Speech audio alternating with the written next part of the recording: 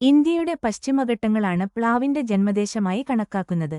ഇന്ന് ധാരാളം രാജ്യങ്ങളിൽ നിന്ന് വ്യത്യസ്തങ്ങളായ അനേകം ഇനങ്ങളിൽപ്പെട്ട പ്ലാവിനങ്ങൾ നമ്മുടെ നാട്ടിൽ പ്രചാരത്തിലുണ്ട്. ഇതിൽ ഇന്ത്യയുടെ ഒരു തനത് പ്ലാവിനമാണ് സിദ്ധു. കർണാടകയിൽ ശ്രീ എസ് കെ സിദ്ധപ്പയാണ് ഈ പ്ലാവിനം കണ്ടെത്തിയത്. അദ്ദേഹത്തിന്റെ ബഹുമാനാർത്ഥം ഈ പ്ലാവിനത്തിനു സിദ്ധു എന്ന പേര് നൽകി. ബാംഗ്ലൂർ ആസ്ഥാനമായ Indian institute of horticultural research ഈ പ്ലാവിന് ഇന്ത്യയിൽ ഉടനീളം പ്രചാരം നൽകുകയും വിപണനത്തിന് മേൽനോട്ടം വഹിക്കുകയും ചെയ്യുന്നു. ന്യൂഡൽഹി ആസ്ഥാനമായ the Indian council of agricultural research ഈ പ്ലാവിനതിനെ ഇന്ത്യയിലെ ഏറ്റവും മികച്ച ഇനമായി തിരഞ്ഞെടുത്തിട്ടുണ്ട്. ഈ ഇനത്തിന്റെ പ്രത്യേകതകൾ എന്തെല്ലാമാണെന്ന് നോക്കാം. നല്ല ചുവന്ന നിറമാണ് ഈ ചക്കയുടെ ഏറ്റവും വലിയ ആകർഷണം. കോപ്പറി റെഡ് എന്നതാണ് ഇതിന്റെ നിറത്തിനു നൽകിയിരിക്കുന്ന പേര്. 5 കിലോ വരെ തൂക്കം വരുന്ന ഇതിന്റെ ഒരു ചക്കയിൽ ഏകദേശം 25 മുതൽ 30 വരെ ചുളകൾ കാണും.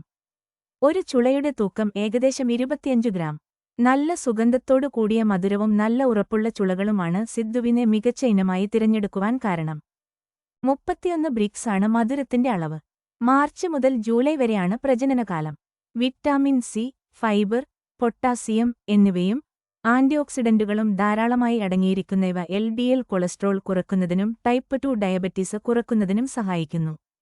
ഇന്ന് നമ്മുടെ നാട്ടിൽ ഏറ്റവും പ്രചാരത്തിലുള്ള ഒരു ഇനമായ വിയറ്റ്നാം സൂപ്പർ എർലിയും ആയി നോക്കുമ്പോൾ സിദ്ധുവിന്റെ ഗുണങ്ങളും ദോഷങ്ങളും നോക്കാം. ഒന്നാമത്തേതായി, ഇന്ത്യയുടെ സ്വന്തം ഇനമായതിനാൽ ഇവ കൂടുതൽ രോഗപ്രതിരോധ ശേഷി കാണിക്കുന്നുണ്ട്. ഇവ രുചിയിലും നിറത്തിലും വിയറ്റ്നാം സൂപ്പർ എർലിയേക്കാൾ മുന്നിലാണ്. കൂടാതെ ചക്കയുടെ വലുപ്പത്തിലും തൂക്കത്തിലും കായ്ഫലത്തിന്റെ എണ്ണത്തിലും വളരെ മുന്നിലാണ്. എന്നാൽ നന്നായി പരിചരണം നൽകിയാൽ വിയറ്റ്നാം സൂപ്പർ എർലി 2ാം വർഷം മുതൽ കായ്ഫലം നൽകുന്നുവെന്നതും 1 വർഷത്തിൽ 2 സീസണായി കായ്ക്കുന്നതും അവയുടെ ഒരു മേന്മയാണ്. ഇതാണ് അവയുടെ വർദ്ധിച്ച ജനപ്രീതിക്കും ആവശ്യകതക്കും കാരണം. കായ്ഫലം നൽകാൻ കുറഞ്ഞത് 3 വർഷം വേണമെന്നത് മാത്രമാണ് വിയറ്റ്നാം സൂപ്പർ എർലിയെ അപേക്ഷിച്ച് സിദ്ധുവിന് ഒരു പോരായ്മയായി പറയാനുള്ളത്. എന്നാൽ മറ്റു ഗുണങ്ങൾ നോക്കുമ്പോൾ സിദ്ധു തന്നെയാണ് മുന്നിലെന്ന് പറയേണ്ടിവരും.